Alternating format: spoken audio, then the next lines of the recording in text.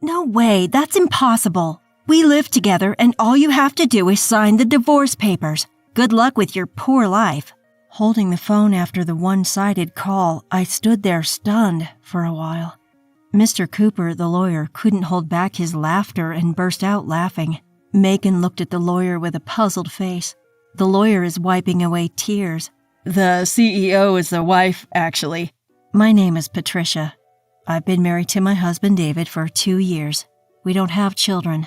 Both of us work hard, often working on weekends. We hardly find time to have a long conversation leading to a life of passing each other by. That's why when we do get a substantial break, we coordinate our schedules to go on overseas trips. It's only once a year, but it's something we both look forward to. When we got married, we decided to buy an upper-floor apartment in a high-rise condo by the sea. It was a stretch, but we thought about the future value of the property. Thanks to that, we're satisfied with our life now. I have a best friend from high school, Megan. We sometimes go out for lunch together. Megan, being beautiful, has high standards for men. She's not married yet, but really wants to be. She's always on dating apps looking for men with high education and income. Especially, she won't compromise on salary. One day, Megan and I were enjoying lunch at a cafe near the park. We've been together since high school and college. Perhaps that's why we've consulted each other about various things. Thanks to that, we know about each other's dating histories and taste in men. In our student days, we shared both happy and sad moments. Now, those are good memories. Since I married David 2 years ago, we both became busy, and the time we could meet decreased. Now we can only meet a few times a year, right? Can I come over to your place sometime? Megan suddenly asked me. She hadn't been to my condo yet. Then Megan came to visit the condo on the weekend. Her surprise was evident right from the entrance. Megan kept repeating how impressed she was. As soon as I opened the front door, Megan looked amazed. Wow, what a mansion! And the elevator ride up was so long. I decided to go big for this once-in-a-lifetime purchase and chose a spacious apartment on an upper floor. It's comfortably spacious. It's beautiful, really amazing. Megan was looking around, turning her head all over.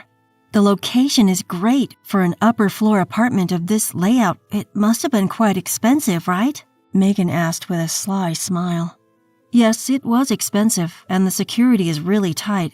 Look over here. Megan just focused on the word expensive and interrupted me. Right, your husband must be making a lot of money. Saying that, Megan's eyes widened, such a typical reaction from her. She's always had high standards for men, especially regarding their income. David's income is pretty high for his age, I guess, I said, vaguely. It felt a bit tacky to speak frankly about it. Megan, with a somewhat calculating look, said, Can I use your bathroom? And left the living room. After directing Megan to the bathroom, I started preparing coffee in the kitchen. Concerned about Megan taking so long, I was about to check on her when she returned. I was replying to an email. Megan doesn't usually make excuses like that. I felt a slight sense of discomfort. As we were eating the cookies Megan brought and drinking coffee, she asked if she could stay until the evening. She wanted to greet David. Indeed, Megan hadn't seen David since our wedding. It wasn't strange that she wanted to meet him. I decided to check with David first. He was happy to agree. He even replied that he might finish work early. I told Megan it was okay and started preparing dinner. Megan, who had been on her phone, stood up and headed to the bathroom again. Absorbed in cooking, I didn't notice, but Megan had been gone for quite a while. When she returned, she was wearing a familiar necklace. I recognized it as mine. As I looked closely at the necklace, Megan gave an embarrassed smile. How do I look? Does it suit me? Megan posed like a model to show it off. I stared in astonishment and Megan burst into laughter. Geez, I'm just kidding. I found it by chance. It's really cute, isn't it? And it must have been so expensive, right? It's not only pricey, but also a limited edition. Megan babbled like a child making excuses for wrongdoing. That's a gift from David. Wow, he must be really rich to afford something like this. Megan sighed. More importantly, that necklace was stored in my bedroom closet. Megan lied about going to the toilet and had peeked into my bedroom and closet.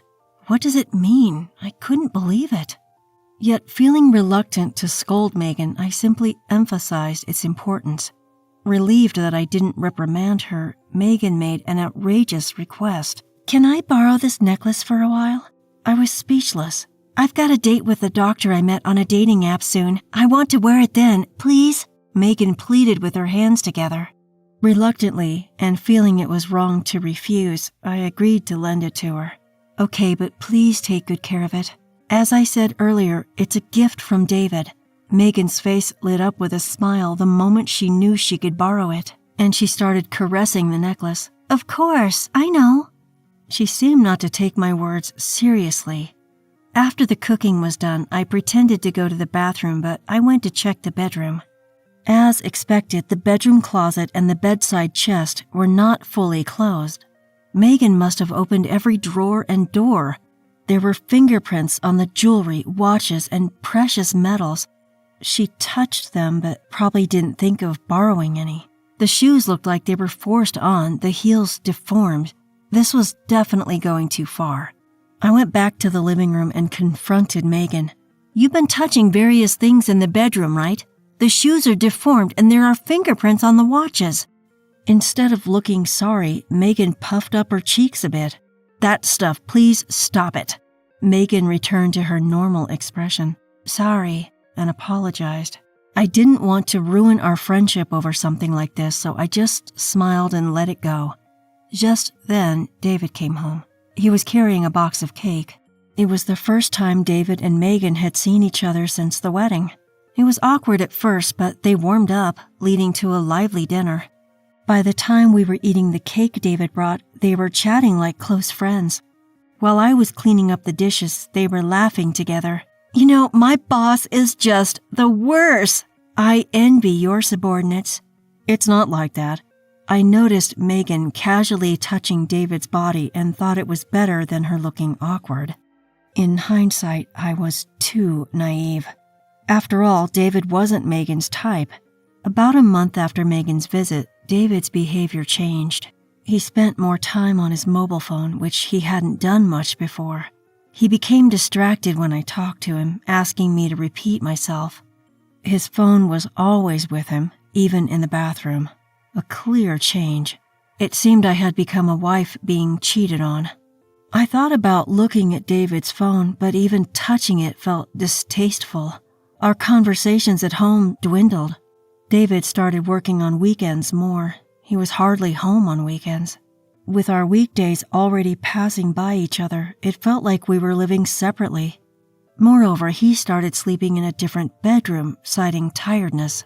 I was vaguely thinking about divorce or separation when I saw divorce papers on the living room table, and David had already signed them. I was shaken, even though I half expected it. With trembling hands, I dialed David's number. "I just got home and saw the table. What's this about?" "Just what it looks like. I want a divorce." I pressed David for a real reason. According to him, "I've met someone I love. This isn't an affair. I'm serious." He sounded like he was in La La Land. No matter how I thought about it, it was nothing but an affair. Then I heard a familiar female voice over the phone. It was Megan's voice. Well, it was as I expected, but still. "I'm dating David. I even think I want to marry him." Although I knew it, having the fact thrown at me like that quickened my heartbeat, and I began to sweat unpleasantly. "When I met David at your house, it was love at first sight. We exchanged contacts and started messaging. Gradually, it just turned into that kind of relationship." Megan's way of talking was becoming vulgar. Was that her true nature? "David says he has nothing more to talk about with you. Can you just sign the divorce papers quickly?" "I want to talk. Tell David to come back once." "Oh, that's impossible. We're living together now." "Patricia, you just need to sign the divorce papers. Good luck with your poor life." Holding the phone after the call was abruptly ended, I stood there, stunned, for a while. I couldn't sleep for days. David didn't come back. I couldn't bring myself to touch the divorce papers on the living room table. They just lay there. Megan sent me several photos of her and David together, flaunting their relationship. What kind of harassment was this? My mental health deteriorated and my complexion grew pale. People around me got worried, suggested I go to the hospital, and I was practically forced into treatment. The medication helped bring back some peace, and I started sleeping better. I managed to go to work. But then an unbelievable incident occurred. When I returned home from the hospital, I noticed something was off in my apartment. In the bedroom, I opened the closet and found bags and jewelry missing. The jewelry and watches in the chest didn't add up either. There was only one person who could do this. Why would she go this far? What had I ever done to her? My health declined again and sleepless nights continued. I was staggering through the days. At the hospital, when I talked about the theft at home, I was strongly advised to consult a lawyer. I contacted the company's lawyer right there and set up an appointment. In the meeting, Mr. Cooper, the lawyer, "What do you want to do?" asked me. "I want a divorce, and I want those two to face proper consequences." I answered immediately, surprising even myself. Just a while ago, I was wondering what to do, but now it came out so easily. Perhaps I had been wanting to retaliate against them. They had made me suffer so one-sidedly. Now it was my turn to fight back. A week later, Megan contacted me. I had sent the documents to her. "What do you think you're doing? Sending this to my workplace?" Megan's voice was full of anger. "You should have expected at least this much, right? Anyway, I've left everything to the lawyer now." I hung up the phone. Megan called several times after that, but I ignored all of them. Then David called. I had sent the documents to his parents' house. Apparently, the affair had caused a huge uproar at David's family home. I desperately wanted to laugh at everything being a result of their actions, but I restrained myself. I couldn't just leave everything to the lawyer. I needed to meet them and confront them directly. The lawyer arranged a meeting at his office. A few days later, Megan and David reluctantly came to the lawyer's office. I thought they would bring their own lawyer, but it was just the two of them. Megan burst into the office, opening the door roughly. David followed, looking uncomfortable. "Finally, I meet you, you cowards!" Megan was not hiding her anger, but David stepped in front of her, trying to calm her down. "She's been avoiding me. Our wedding keeps getting postponed because of her." Megan looked like she might hit me at any moment. David was trying to hold her back. As I watched them with a pathetic feeling, the lawyer nodded at me slightly.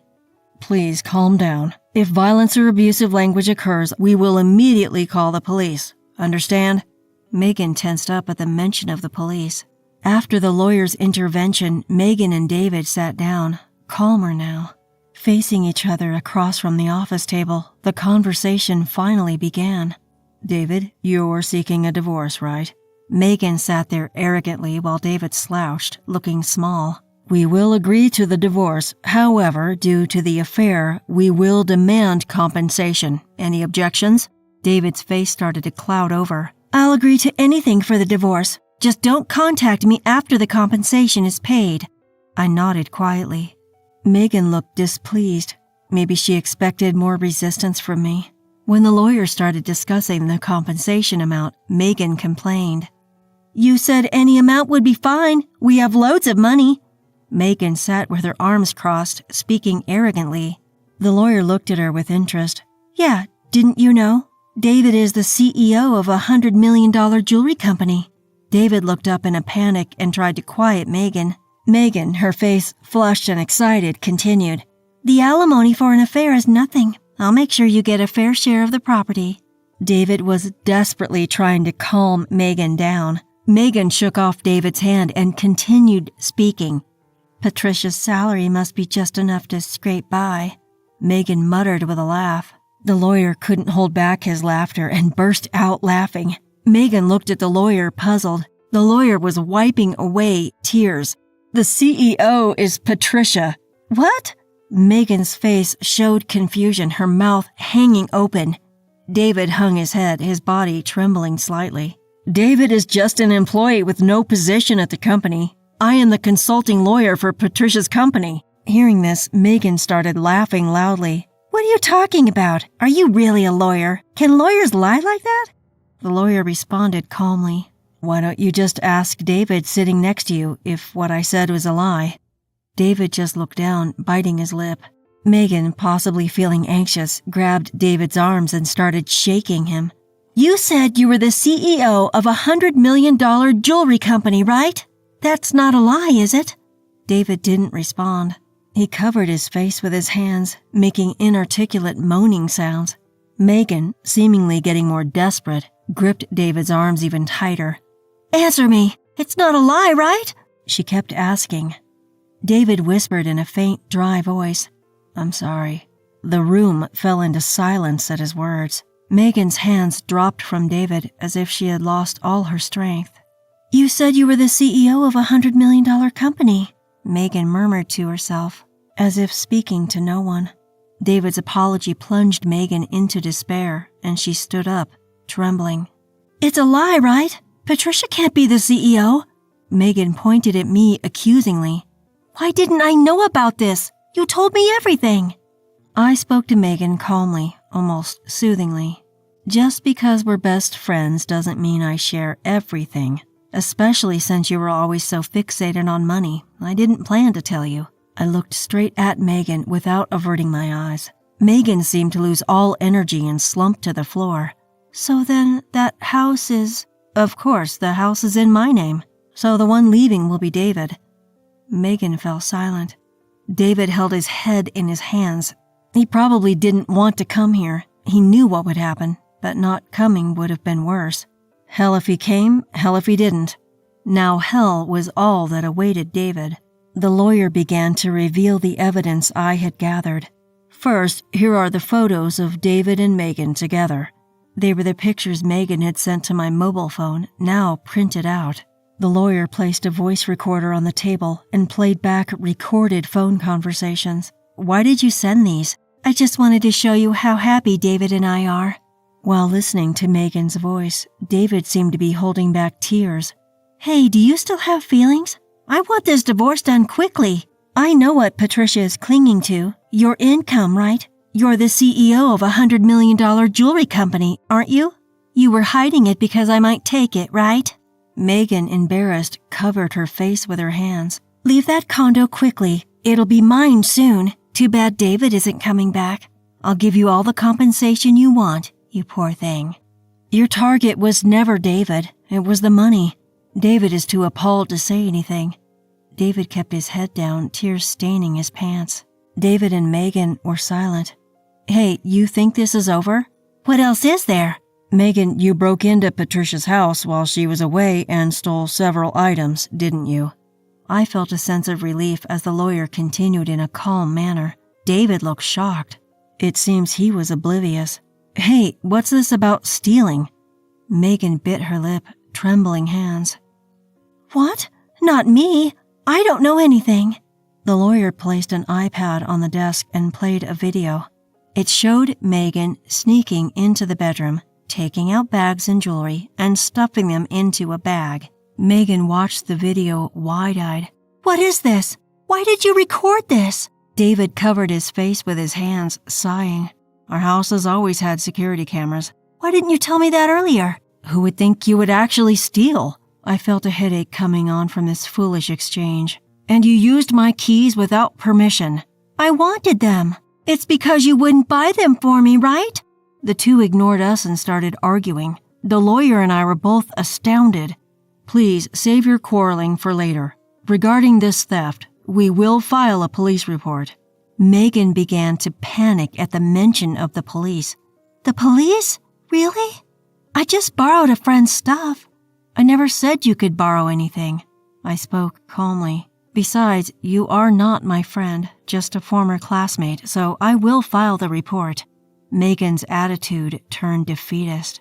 Don't say that. I'll compensate. I'll pay you back. Just please don't call the police. Megan started apologizing desperately. I looked down at Megan coldly. Oh, you'll compensate? The items you stole are worth more than your annual salary. Can you manage that? Megan was speechless.